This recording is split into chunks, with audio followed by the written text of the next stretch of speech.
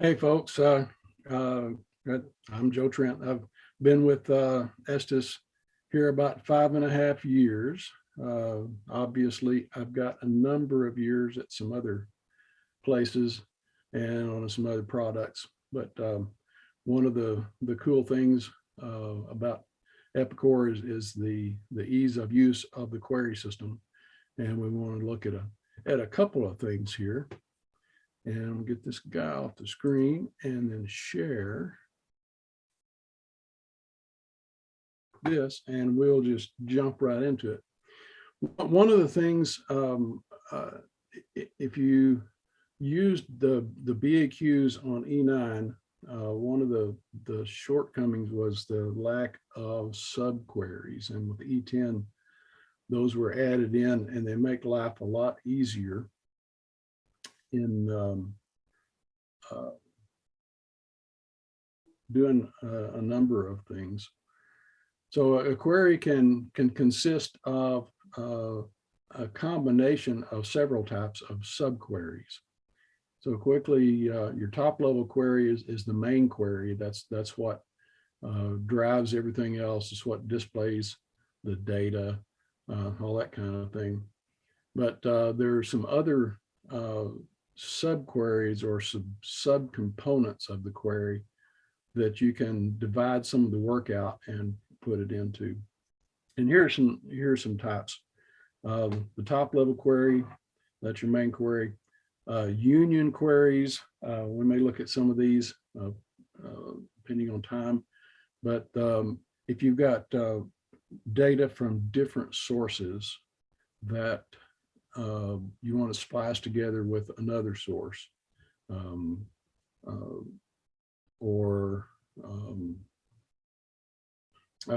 we'll look at some of those, but unions, intersect, accept, all of those, you can take data from different sources and patch it together with the main query and put those different source datas together.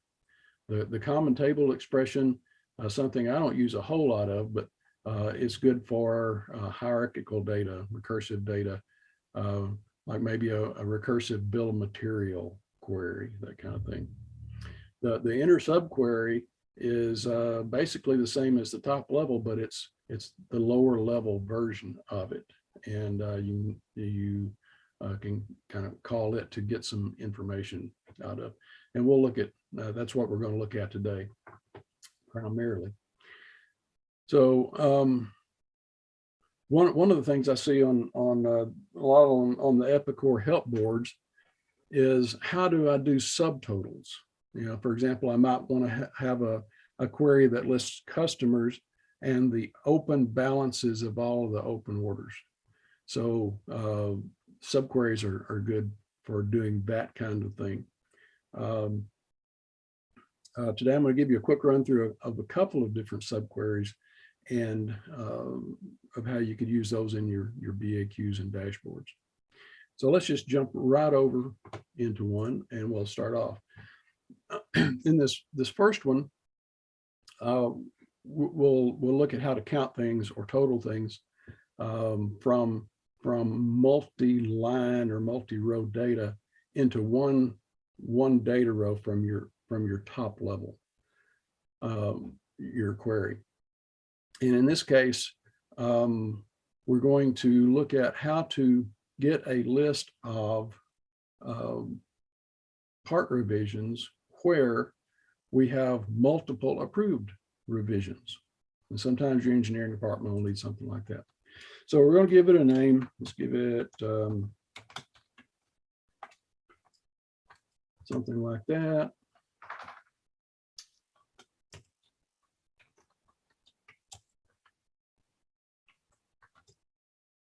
And we want to share it so everybody will be able to see it, and we'll be able to find it in the future. We're going to drag in, going to the phrase build, we're going to drag in the part table.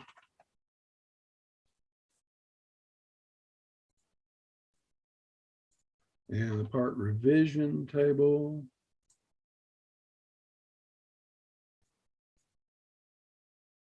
And you'll see that has automatically connected the tables together. Sometimes you get that and sometimes you won't, depending on the relationship of the tables you bring in. We'll go display some fields. Let's get the part number, part description, the revision and description, and approved status, things like that. And we can go see that. There's our part revisions and their parts. But we in this case, we're going to count the number of approved revisions.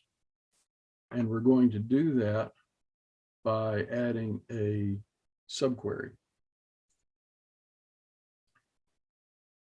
And so subquery 2, if we'll notice in subquery options, it's defaulted to an inner subquery, and that's good because that's what we want. In this subquery, we're going to go back to our phrase build list, and we're going to bring in part rev again, because we're going to use this to do some counting. Let's go ahead and make that big. All right. So the first thing we want to look at is we're going to count only the approved revisions. So we'll add a criteria to the list that says approved equal true, or you could use 1 here, true, false, 1, 0. I like that way better. And add a couple of fields.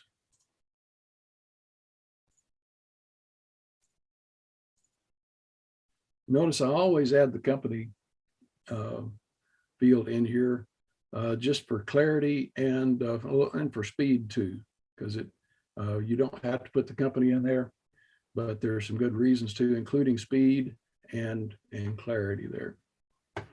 Now in this one, you know, the part revision table can contain multiple records, but to our query we want to return only a single record per part. So we're going to click the group by fields. And then when you select group by fields, then the SQL is going to want you to use an aggregate function, which is just ducky because that's what we want to do here. So aggregate functions are things like sum and average and min and max, that kind of thing. So what we're going to do is we're going to count the number of revisions, assign that a type of integer because we're just counting whole numbers. And then for each revision record, we're going to count sum 1. So if we wind up, if this part has 10 revisions, we'll come up with 10 right there. Okay. All right. So now we have, notice we've got this one aggregate and we've got the group by, so we're all good on that count. But we haven't linked it to our main query yet. So we'll need to go back to the main query, back to the phrase build, and then we'll click on this subqueries icon there to display the subqueries, and we'll just bring that in right there. All right, and we want to link the subquery to the part table. And notice on here, we don't have the automatic table relations, so we'll have to create some. So we'll say we want the company to equal the company, and the part num to the part num. And notice this is just like connecting up a table. In fact, if you'll see this table here is really a little query. This is a little query, and we're just connecting all of these things. All right. And notice when we clicked on this one, the fields that we defined in our subquery come up in this list so that we can access those. All right, now if we look here and we want to display that field, and I could just put this part number in here and it would display just fine. One of the things I found out using subqueries is that if I do this and then I go back and make some kind of major changes to the subquery over here, and I add something or to delete something, I can come back over here and this thing has disappeared.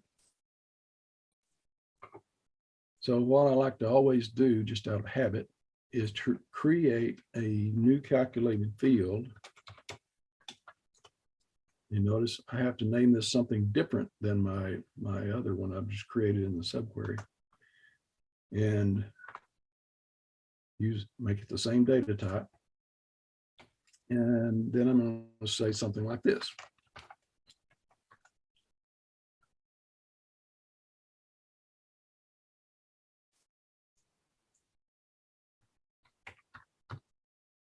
This is shorthand for a longer case statement. It says, if this field is null, then substitute 0. Otherwise, use this field.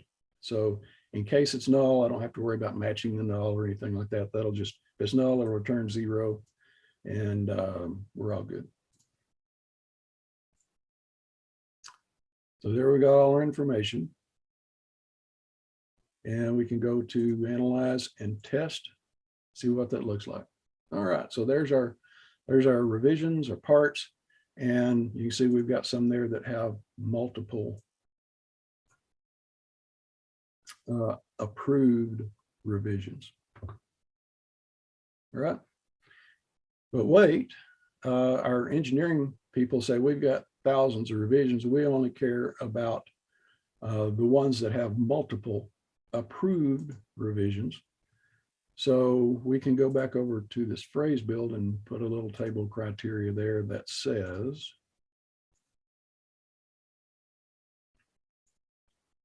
the calculated number of revisions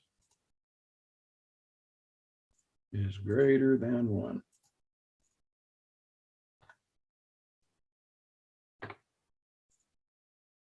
And we run the test again. And there we go. Those are all the parts with multiple approved revisions, and which ones those are. How easy is that? All right, we'll just save that one. Okay. So coming up next, we've got kind of a little variation on this.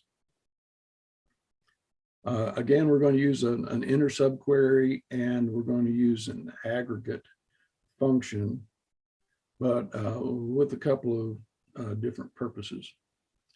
So let's just clear all of this out.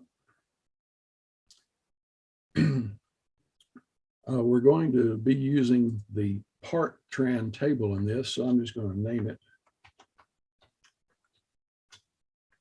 that.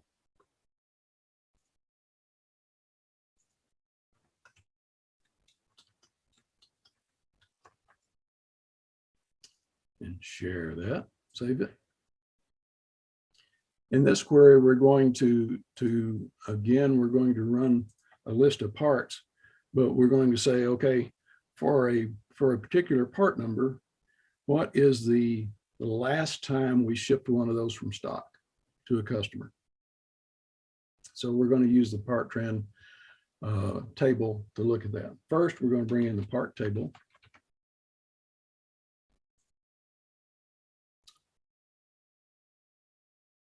And we're going to display the part number and the description.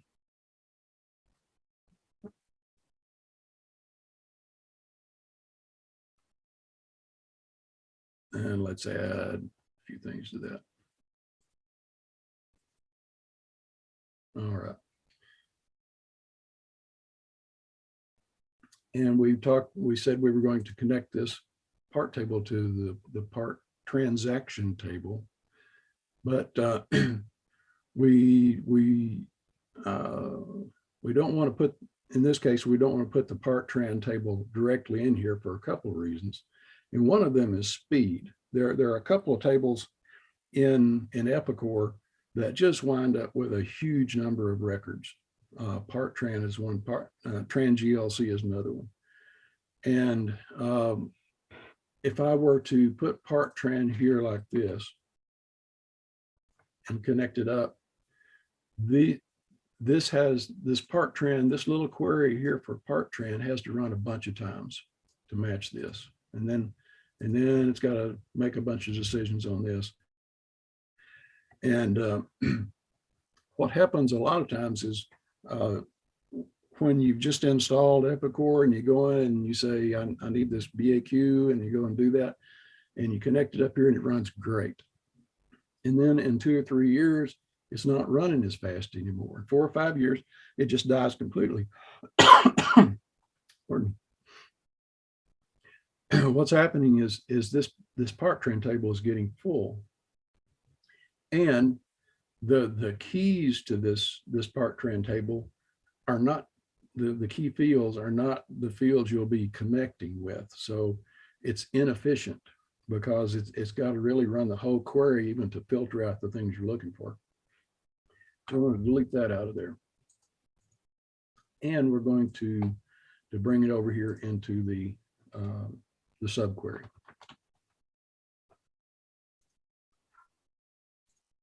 Now, when we do this, we only have, when it exists in this subquery, the query for this little table here is only going to have to run once. It runs once and builds this list of data.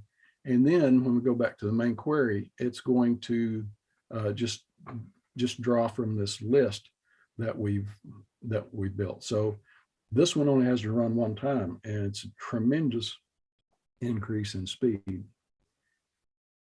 Okay, and then while we're at it, we want to build a little speed in here. So we want to filter out anything that we're not going to use. If, for example, we don't care about anything that's done more than a year ago, we can filter out all the dates, the transaction dates that are older than a year. So you don't even have to go through those, whatever it is. But you can make a decision on what you need and what you don't. In this case, we're going to set a filter because we defined this query as we wanted to display the last transaction date for shipments from stock to a customer. So I'm going down here into the table criteria, and we're going to say the transaction type equals stock to customer. Okay, so we're going to filter out everything but that, because that's all we care about in this. If you wanted shipments from jobs, you would add stock manufacturing to customer, you know, whatever you like to see there. You can find a list of these transaction types in the Epicor help. So you can go through and look at that. Okay. So now we're going to do good stuff. We're going to set up some display fields. And if you remember from last time, we wanted 1 record per part. So we're going to summarize everything for this part number into one part to return to the main query. Remember last time we used the aggregate function sum.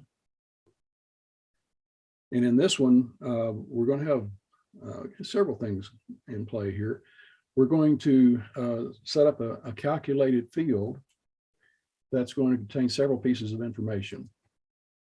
And since we wanted the data on the last time we did this, we're going to say on the last date that we sold one of these things, what's the order number, that kind of thing.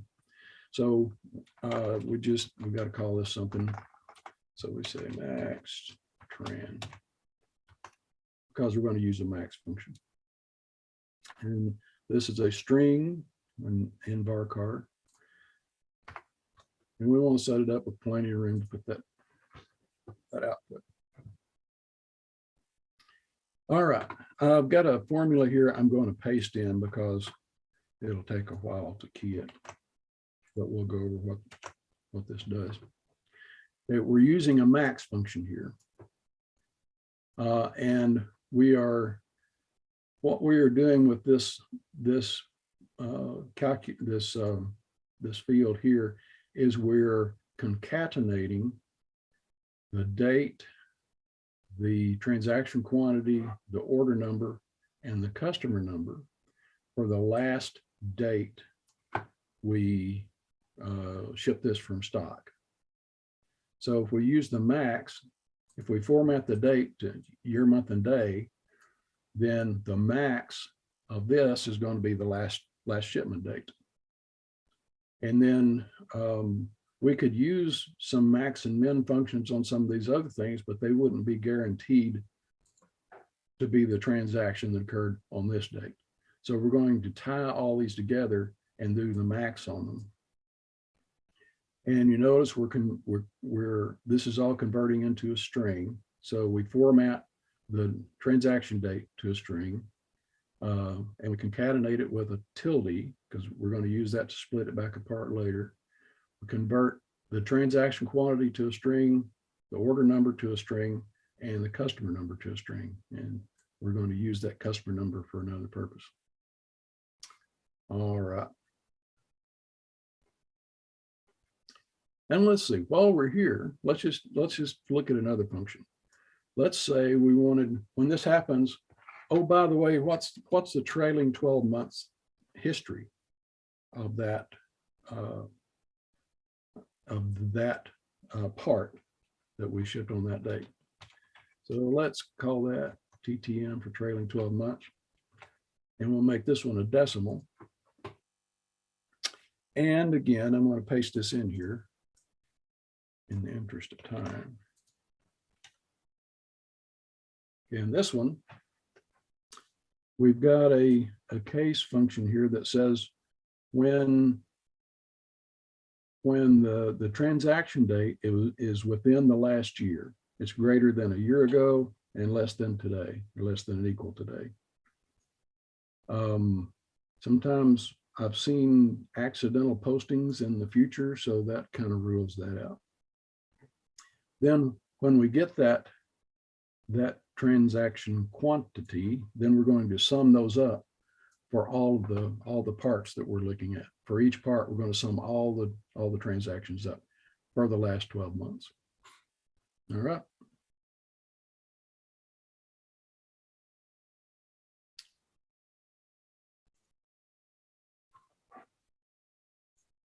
All right. And again, if we've used aggregate functions, then we have to use the group by. If we use the group by, then we have to use aggregate functions on anything that's doesn't have a group by. Okay. All right, let's go back over to the main query, and we're going to add these fields in here. If you recall, we put all of that transaction date and the data that goes with it into one string. So we don't want to just display that string. It wouldn't be very useful. So we're going to break them back out over here. So let's just go down the list. Transaction date. And call that a date. paste this in and show you what we're doing. All right, bunch of stuff going on here. One is, remember we had the string that was tilde separated. So in the BAQ, we have this handy function, the ICE function, that will split that tilde delimited string, or whatever delimiter you want to use, comma, or whatever. Tilde is pretty handy. We're going to split that out, and we're going to get the first field if there's anything in there. And you notice I went ahead and said, if it's null for some reason, we want to use an empty string. So if that is not an empty string, then we convert it to a date and return that. Otherwise, it's just null. Okay. Then we want to do the same thing. We want to get the transaction quantity. And we did that a decimal, so we want to match it. And paste that in. And we're starting with the string. We're breaking out the second field. And if there's anything there, we're going to convert that into a decimal. That'll get our transaction quantity. We want order num, which is an integer.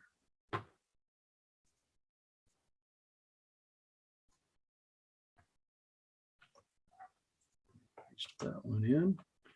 Again, we're going to convert that to an integer, the third field of the tilde delimited field string.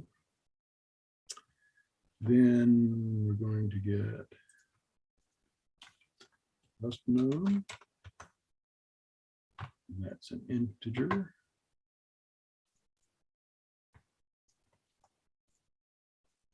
I don't know how you folks are standing the excitement here. See if it's going to work. And TTM quantity, which we've said is an integer.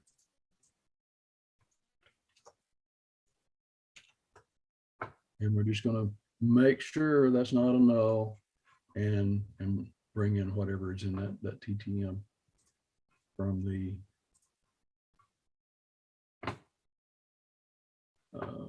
subquery. Okay, that's all the calculated fields. But if you'll recall, we brought in this customer number. So let's do something with that.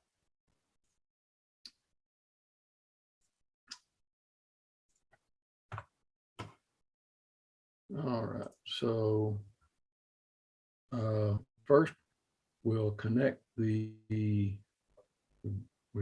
probably ought to connect the subquery.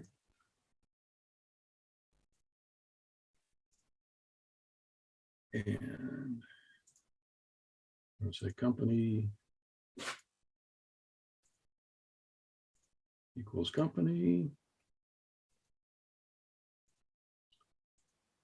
Part_num equals part_num. And then we're going to go back and bring in the customer file.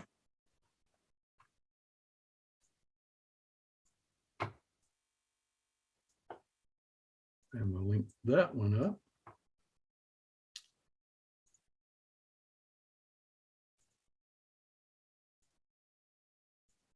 Company equal company. And this is a good use for always adding a company, because I have to connect this with at least one field, and I don't have a customer number here. In part, remember we set the customer number over in the subquery. So I connect on company, and to filter out on customer number, I'm going to do a table criteria. And I'm going to say custom equal, and in an expression, I'm going to say, and here This custom is the calculated field that we brought back from Subquery 2. So this is how we're going to tell what that customer was on that last shipment. You'll notice these parentheses here. And I read somewhere long ago that if you put these parentheses around a calculated field, it forces that calculation to be run first. I don't know if that's true, but I always add that and it never blows up. So good luck thing. All right. So we'll look over on the, here we have added the customer. So let's display the customer ID and customer number. And then maybe we'll move those up here somewhere like that. Let's give that a save. Save early, save often. We'll just give it a test. Well, this didn't happen in the preparation. What did I do?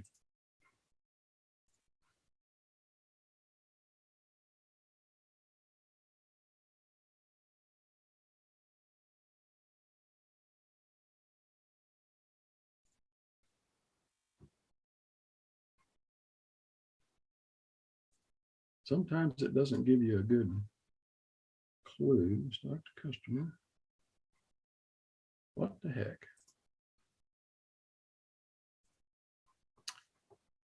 Well, rather than do all of that, we're just going to save that.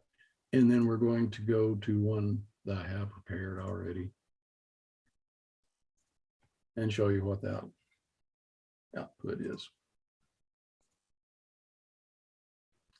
So there's the output. We've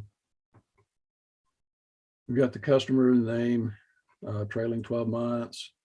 We've got the order number, transaction quantity, and the last date. So there's that. Just like magic. Okay, looks like we've got a few minutes left here, so I think we'll look at a union query, and we'll have a little question and answer time after this. So keep those questions handy. All right, we won't actually build one, but I have this prepared ahead of time. There's a couple of things we'll look at here, and one is you've got some tables have multiple things in a row that you might want to break out. And for example, the order header table has got an infamous field in it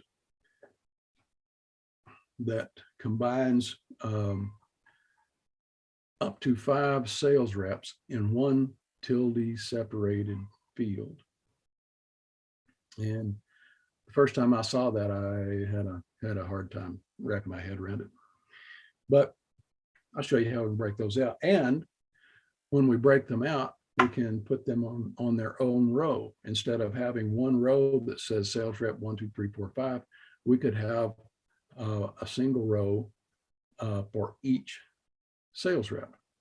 And we could do all of the associated fields like, the split and the percentage rate and that kind of thing. But here, I've got the order head table in here. And for demo purposes, I've said, I don't care about the items that only have one sales rep. So I have filtered this out to where the sales rep list is like, and then I put these wildcards in here. So if it has a tilde in there, which means it has more than one sales rep, I want to see that record.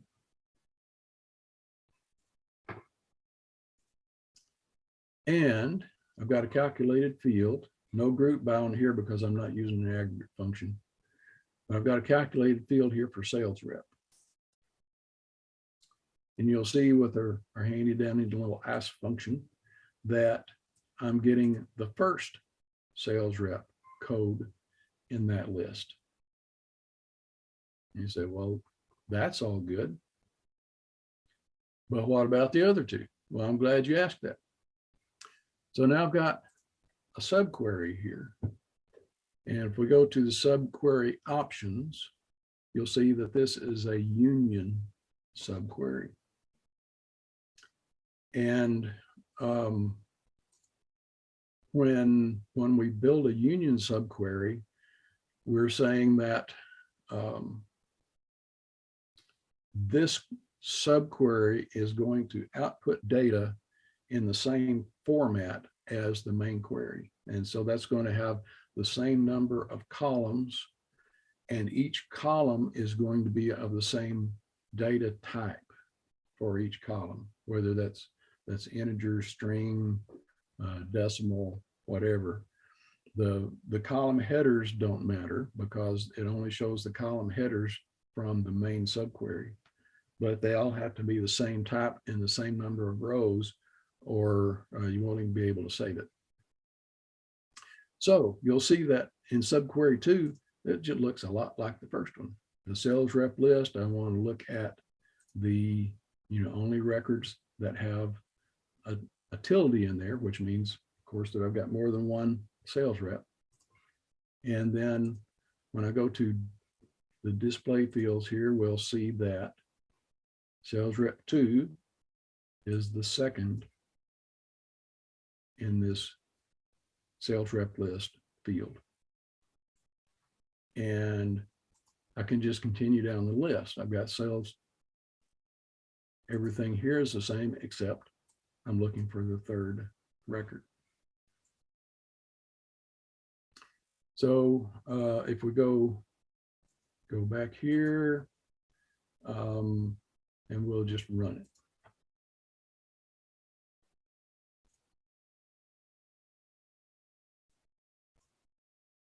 Okay, so we see we've got one order. In an order head, there's only one record per order number, but now we've got 3 rows here because we're actually running 3 queries and mashing them together. So we're getting one query with sales rep 1, one query with sales rep 2, one query with sales rep 3. The interesting thing is, a lot of interesting things, I guess. This union query will give you a distinct return, in that if one of the subqueries gives you the same data back as the next subquery, it filters that out and only gives you one occurrence of it. There's another query type called union all that, if you had Brian in this sales order 3 times, this one would only give you 1 record. But if you use the union all, then you get Brian. So that's the difference there. And again, all of these subqueries have to return the same type of data and the same number of columns. If it's the same type and the same number, it doesn't care what you put in there. You can stuff all kinds of different data, but it has to be the same type and number of columns. And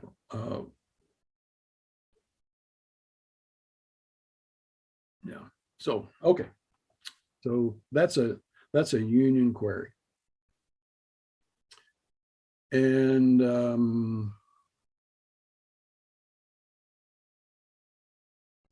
I think that's all I've got. So we've got a little extra question and answer time if we want to turn this back to the studio and read our answers or questions. Definitely. Okay, we had one come in. Oh, nope. Sorry. Let's see. Any questions?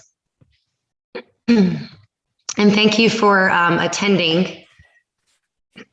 So I have a question here that has come up. It says, what would Joe do if he had a query that's running really slow? What What is it? What would be a quick process or maybe an overview of the process to troubleshoot it? Okay, see that quite a bit. We talked again on our, let's just look back at this last.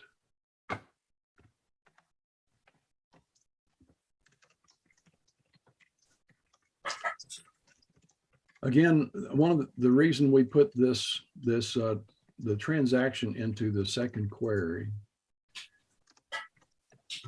is because of speed. And so you can do that in all kinds of places. Another issue we'll have a lot is just the construction of the query can be optimized. So let's just clear this out.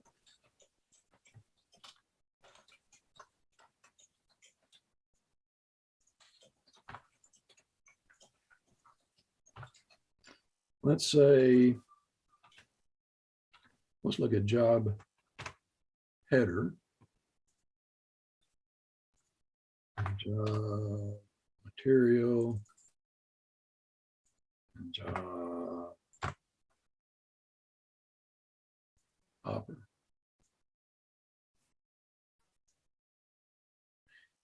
There's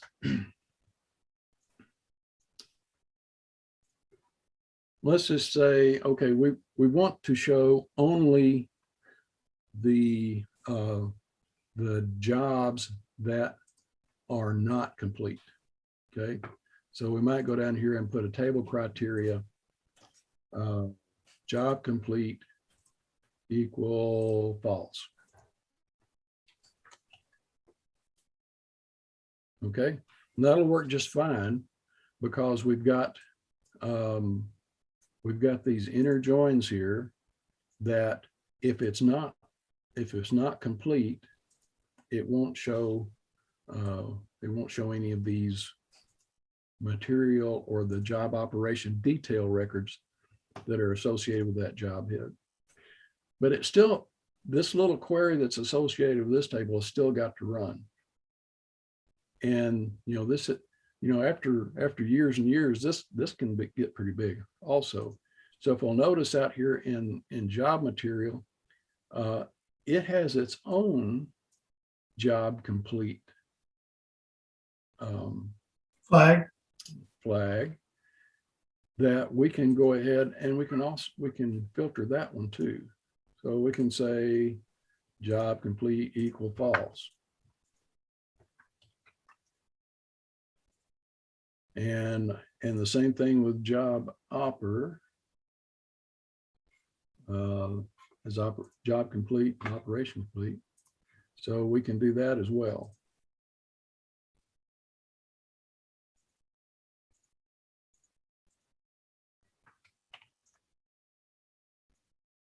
So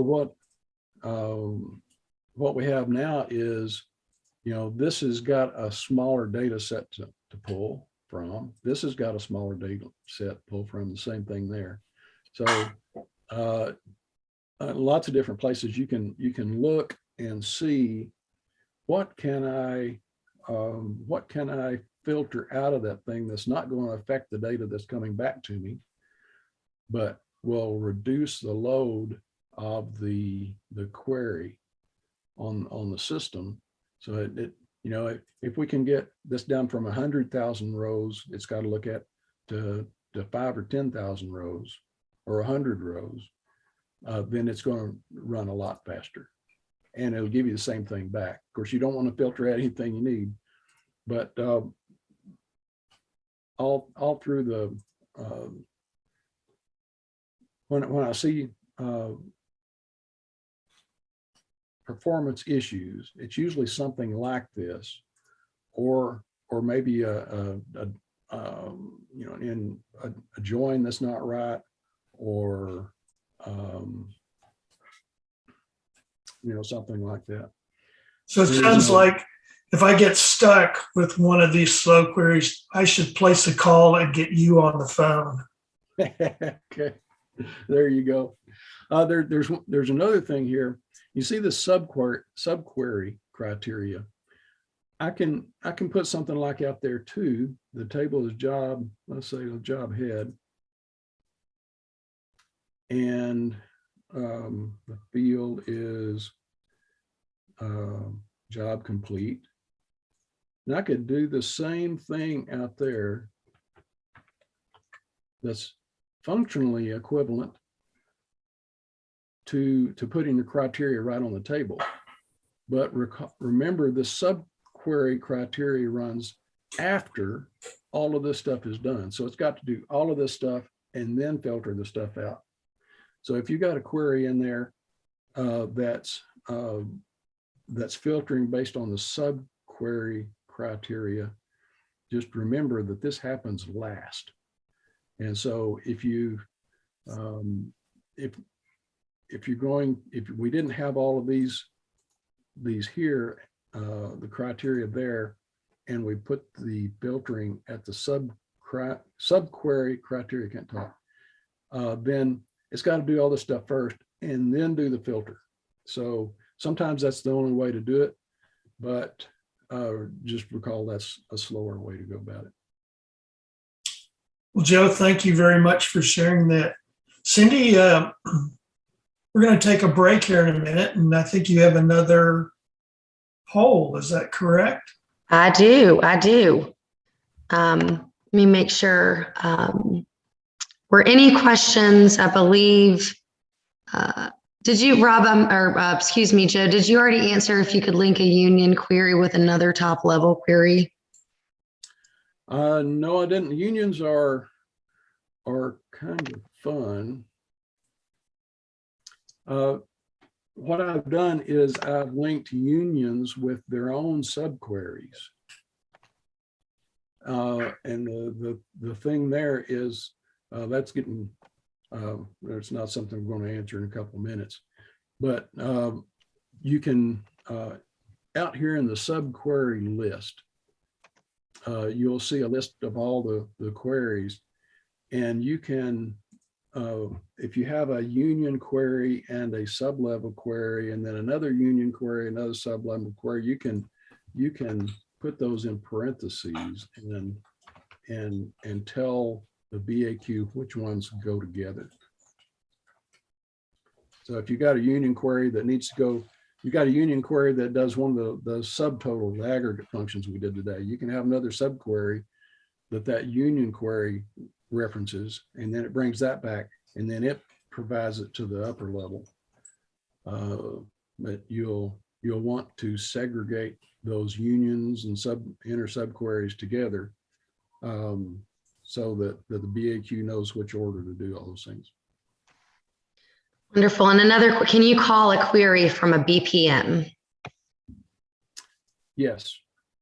Well, BPMs, you can build your own kind of simple queries there, and in BPM in code, you can call a regular one of these queries we've done here today. We could call that in a BPM.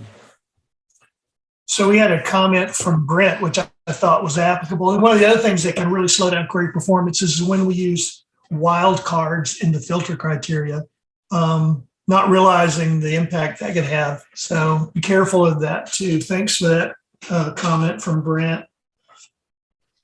And we have another question. Can CTE queries include more than one table? I've only ever seen examples using one table only. I am not a CTE expert. I've used a couple of them, but frankly, I've grabbed a couple of samples and modified those. So I just haven't seen many of those work. I haven't had a call to do many of those.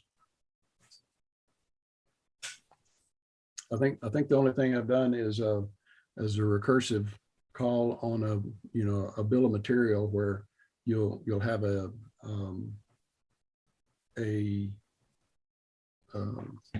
manufactured part and break that down, and that's on down the line. An indented bill of material. All right, and Rob, do you have any? Oh, sorry, Rob, did you have anything to add to that quickly? No, not at all. That was Oh, all right. Sorry. Just I thought I heard you peep a little bit. Okay. Any other questions? We've got a couple more minutes. I know that something came in. I don't want to discard it because hello, David. I thought you went by David, but it's Robert today. Not so much a question, more lacking from Epicor.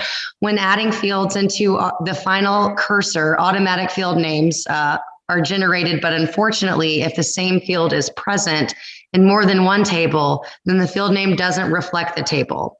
I've put an amendment request into Epicor for developers to always include the table and associator in front of the actual field name. For example, the part number field would generate a label part num and not simply part num, unless of course you have any easy method of forcing the table name into the generated field label. You can tell a not technical person read that, right? All right. Thank you for sharing that today. And Nice to have you here again. all righty. Hey, if you want copies of these queries, just send me a note at this email address, and I will send you the copies. And I'll be happy to share those.